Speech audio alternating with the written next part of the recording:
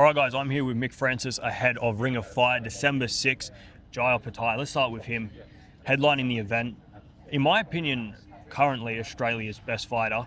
What do you got to say to the people about Opetaia? I think he's Australia's best fighter, hands down. I think I'd go as far as say he's the best fighter to ever come out of Australia. You know, what he's done, he's just turned 30 years old in June.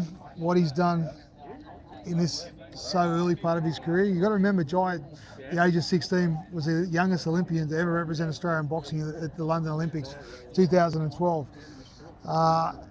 He has, whatever he's gone out to, any goals he's set himself in, not only in the boxing, in life, he's always achieved.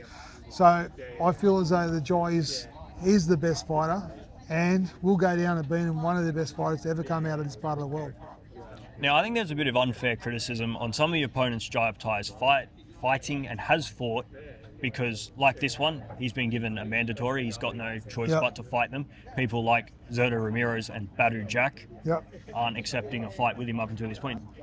Is there a sort of contractual view of how these fights will be made, whether it's with you and Turki Al Sheikh and Ring Magazine, or there's no sort of clear outline of a plan? Well, you know, boxing's boxing, and there's never any structured method about boxing. It's always, you'll have a plan one day, 2 days later it's a completely different plan, and that is boxing, and that's why we love boxing so much, and the characters in the sport. But you know, you can't order mandatory on a unification, you know. So the unification fight, the fighters have got to want to fight each other. And I had a conversation earlier today with another guy, and it's not about you want to see the fight as a fan.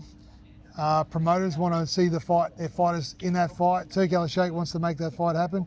It doesn't matter who and how much money's thrown around. If the fighter doesn't want to get in the ring, the fight's not going to happen. Yeah. So that's the issue.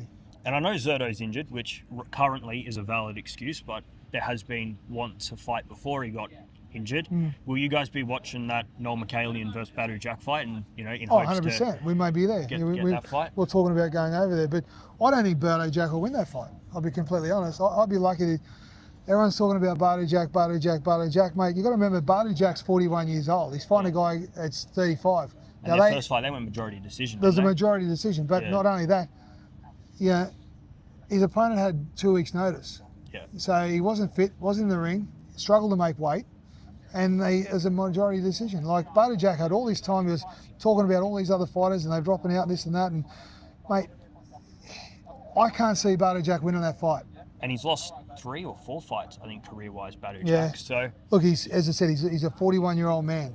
Yeah. You know, you can't beat the body clock. You know, when your time's up, your time's up. He's been very inactive as well. I know he lives a clean life, and he's not a bad guy. I'm not having a go at him as a guy, but I just don't think that he'll win the fight. So let's just wait and see what happens after that fight in LA, and then we'll make a decision. But I have been in talks with Noel's manager, and he's really keen on making that fight if his fighter wins. So better luck. I actually hope he wins so we can make that fight, because Badu Jack's asking for telephone numbers. It's never going to happen. He's been unrealistic. They just hide him on these numbers, mate. Or they're just hoping that Turki Al Sheikh's going to throw a bag of cash at him, which is not going to happen. Do you think if you unify that WBC belt, either whether Badu Jack has it or Noel McKaylian has it, that because it'll become undisputed, Zurdo Ramirez will have no choice but to say, well, this is an opportunity I have to take, or you think he'll... No, I wouldn't say no choice. No choice is not the right word. Look, at the end of the day, he's still got a choice. Yeah. But it obviously makes that, pot of gold look a lot more interesting, so... But you got to remember, like he's 35 years old as well, Ramirez. He's got a young family. He's had a great career. Over in LA in the Mexican community, he's quite a big name. Like he could go on for the next 2 years and pick and choose his opponents and retire with a legacy, retire healthy, happy.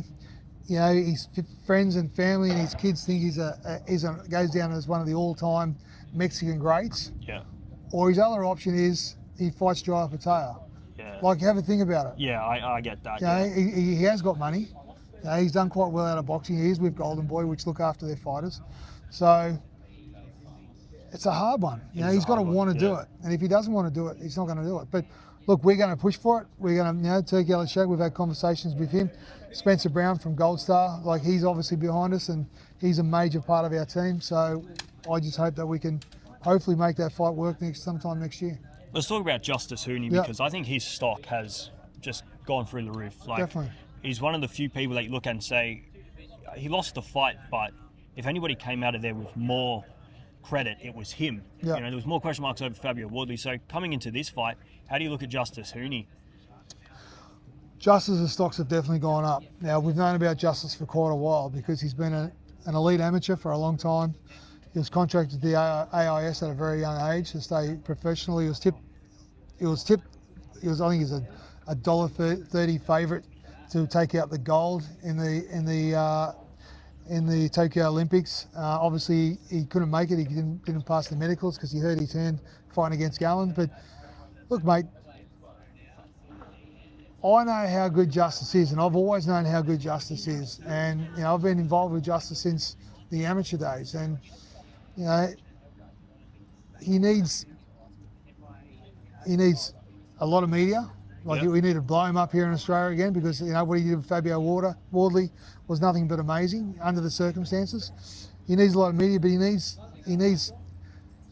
to slow the pace down a little bit. You know, like, you know, he's 12 wins and 1 loss. Like, he's 26 years old. He turned 26 2 months ago. Like, there's no rush.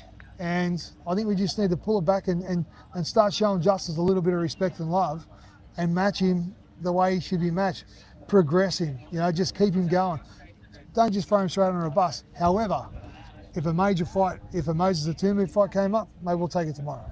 Yeah, well, I mean, Moses Atuma is almost in the same position. He's 21 and lots of people are shouting for a title fight.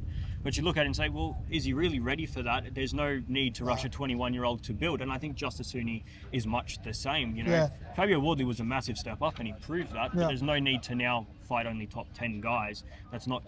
He's not level yet. He's still a 12-fight fighter, and he'll build accordingly. Yeah, look, Moses is a really good guy. Like, we're in camp with him over in Riyadh in the Tyson Fury camp, and look, he's a good young fella, and I wish him nothing but the best for his career.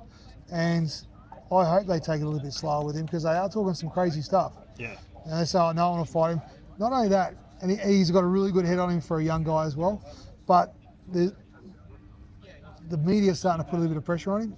Yeah. And like Justis went into that last fight with a lot of pressure on him, even though he's went into injured and things like that. But Justis always had the pressure. And as soon as he got beat, I spoke to Justis straight after the fight, and he just said, "The monkey's off my back." So now he feels more free. He's more relaxed. So I don't know, mate. The pressure will build with Moses, and it's not the fight that will get Moses beat. It's the pressure. So, you know, he's 21 years old. You know, I hope they take it a bit easy with him, but who knows? You just don't know. All right, so this fight is on December 6th, Saturday, at the Gold Coast Convention Centre. You can watch on Stan Sport pay-per-view. Are tickets still available? Yeah, absolutely. Tickets until sold out. GAs are about 70% sold. Corporates, I think there's about 1 or 2 tables left, but that's about it. But it'll sell out. Every time we've done a show there this year, they've sold out 2 weeks before fight night. This will be no different. So, yeah, get there, get your tickets, and it's going to be a great night. Any last words, or are you all good? Yeah, just get there. Tickets through Ticketek. Don't miss out, because you probably won't see Justis and Jai on another card again for many, many years. All right, thanks very much. Thank you. Thanks for coming.